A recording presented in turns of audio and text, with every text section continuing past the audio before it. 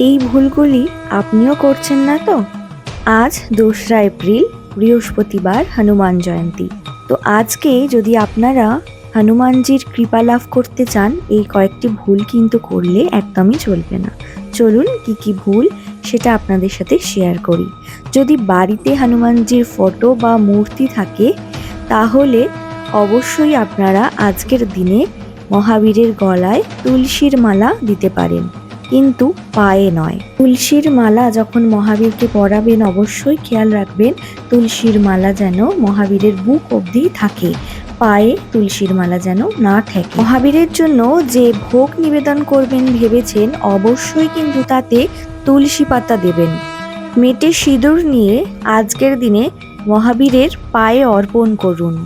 ভিডিওটি ভালো লেগে থাকলে আপনার প্রিয়জনের সাথে শেয়ার করুন, লাইক করুন আর কমেন্টে জয় বজরংবলী লিখতে কিন্তু একদম ভুলবেন না।